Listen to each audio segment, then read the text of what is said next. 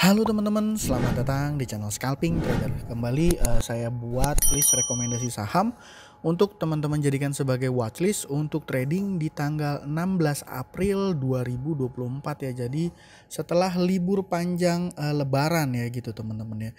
Jadi sebelum masuk ke list sahamnya, kembali saya mau ingetin bahwa jadikan list rekomendasi saya sebagai watchlist ya. Dan teman-teman lihat dulu respon marketnya. Kalau direspon menarik, diikuti kenaikan, baru cari momentum entry. Dan ini bukan ajakan beli dan jual ya teman-teman. Jadi keputusan beli dan jual itu ada di tangan teman-teman masing-masing. Mungkin rekomendasi saham saya ini bisa teman-teman lakukan analisa ulang karena tidak ada kepastian ya saham yang saya rekomendasikan itu akan naik, dan biasanya saham yang saya rekomendasikan itu saham yang punya volatilitas tinggi, jadi resikonya tinggi ya teman-teman. Dan ya itulah, saya harap teman-teman paham ya. Langsung masuk aja ke sahamnya.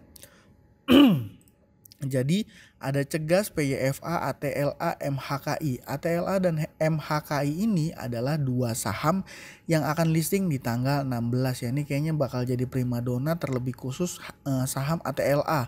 Jadi kenapa saya bilang primadona ketika market tanggal 16, nanti saya bahas di pembahasannya satu per satu ya teman-teman. Yang pertama ini saham Cegas.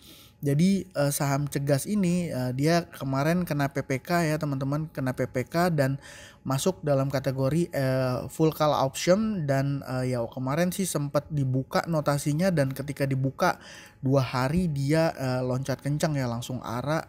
Dan hari kedua arah ini teman-teman, hari kedua arah ini masih belum ada sellernya, masih belum keluar gitu ya. Ini sorry saya mundurin.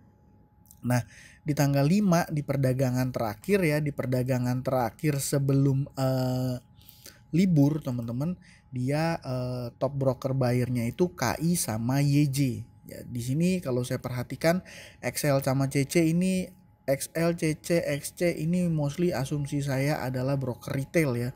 Broker yang dipakai oleh broker retail. Kalau ngelihat tanggal 4, nih tanggal 4 ini, oh, yang jadi buyer di arah hari pertama itu MG sama CP. Jadi artinya apa? Artinya di tanggal 5 ini teman-teman, di tanggal 5 ini yang exit yang keluar ini adalah retail yang mungkin nggak tahu ya, mungkin cut loss atau mungkin sudah take profit. Tapi kalau 2 hari ini mungkin dia bukan dia ya. Bukan dia yang beli gitu ya, Excel sama CC. Dan kalau saya tarik mundur teman-teman, tarik mundur let's say sampai ke area 16 Februari atau ya 15 lah saya anggap. Ini yang jadi top buyernya itu CP dengan average 162, dan KI sama YJ juga jadi broker yang top net buy ya, top net buy. Dan ya ini di tanggal 5 kemarin belum keluar nih sellernya kembali teman-teman ya. Jadi kemarin saya sempat bilang ini sellernya belum keluar, dan tanggal 5 ini juga sellernya masih belum keluar. Ini retail ya teman-teman, yang punya barang KI, CP, YJ juga ya, ini masih belum jadi penjual gitu ya. Ya saya nggak tahu nih nanti pergerakannya akan seperti apa, tapi yang jelas kalau sahamnya arah kunci seperti ini ya, asumsi saya besok dia akan lanjut naik ya. Jadi menarik untuk teman-teman pantau. Nah, yang kedua ini ada saham PYFA. Jadi saham PYFA ini teman-teman secara chart ya, secara chart ini ada volume besar di perdagangan tanggal 5 kemarin, dengan sebenarnya di sini terlihat ini small distribution ya, small distribution.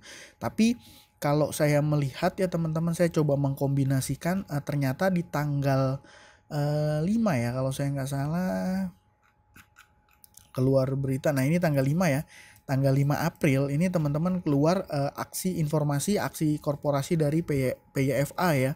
Jadi dia akan menerbitkan saham baru sebesar ini berapa nih, berapa lembar tuh,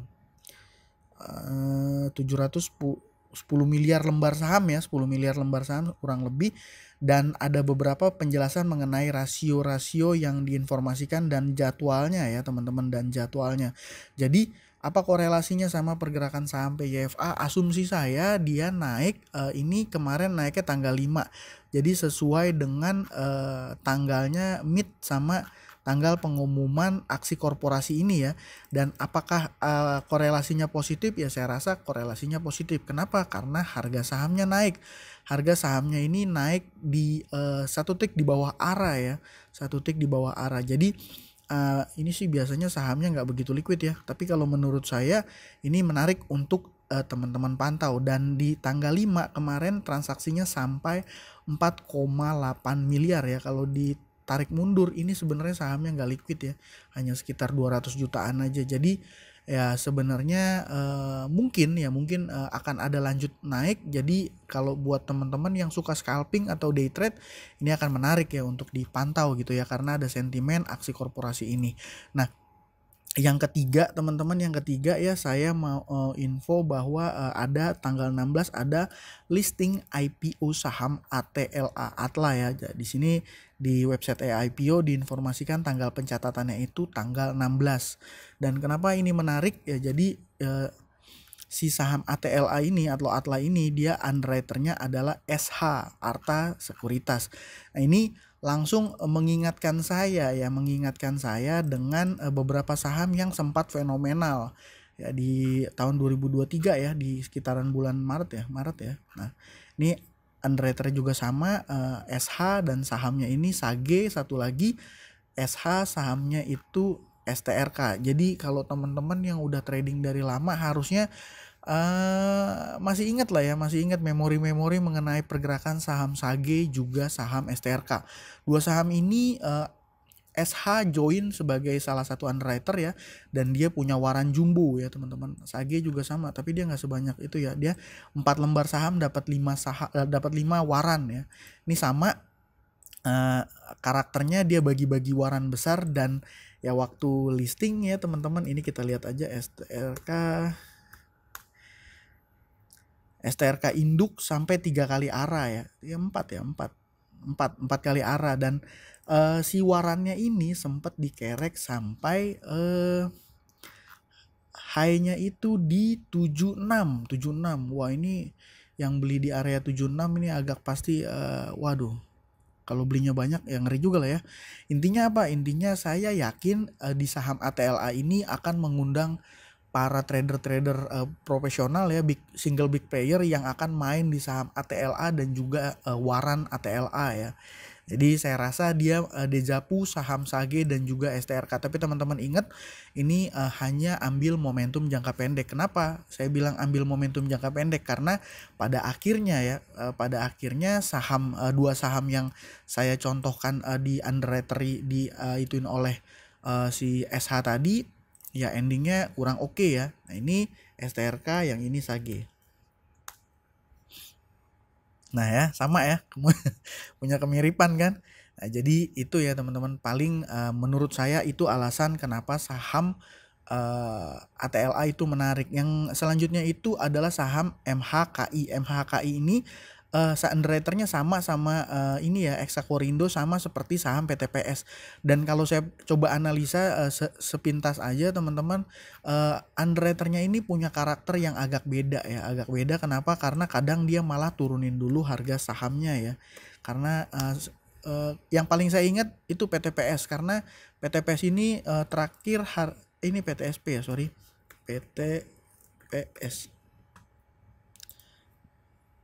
Nah, ini alasan kenapa menurut saya kenapa saham ini menurut saya menarik ya. Jadi secara chart ini saya share ke teman-teman, dia open di banting dalam ya, ARB ya. Dia kan harga penawarannya itu harga final 198, dan ketika dia listing close di 129 ya di sini ya. Artinya apa? Artinya dia dibanting ketika market opening. Ketika hari pertama listing, dibanting, hari kedua juga masih ada bantingan ya, minus 25 poin, closingnya di 104 ya. Di hari ketiga dia sempat low-nya ke 80, tapi setelah itu dia terus melanjutkan kenaikan, dan walah seru lah ya. Jadi kalau seandainya ini dejavu MHKI, dejavu XI, cara mainnya mirip-mirip sama PTPS, artinya apa? Artinya saham MHKI jika besok Senin tanggal 6 Selasa ini saya bikin videonya tanggal 8 ya teman-teman. Hari Selasa nanti ini dia menarik. Maksudnya hari Selasa nanti dia dibanting sampai ARB misalnya ya, teman-teman mungkin kalau seandainya dejavu PTPS ya bisa ambil posisi ya, karena ya kalau melihat polanya dia punya saham 7 juta lot ya MHKI ini. 7 juta lot. Artinya apa? Artinya dia nggak mungkin distribusi di awal, mungkin seminggu tuh nggak mungkin selesai. Apalagi 1-2 hari, yang ARB 1-2 hari ini nggak mungkin selesai distribusinya ya. Ya saya balik lagi nggak ngebahas fundamental, tapi ngebahas pola-pola pergerakan yang biasa dilakukan oleh saham-saham yang baru listing. Jadi mungkin berdasarkan informasi itu bisa bermanfaat untuk teman-teman cari cuan ya di tanggal 16 April setelah libur panjang Lebaran. Ya mungkin itu aja dari saya kali ini.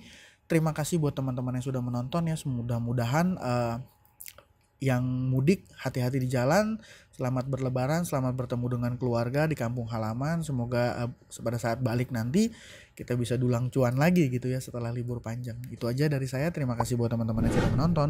Salam cuan, thank you.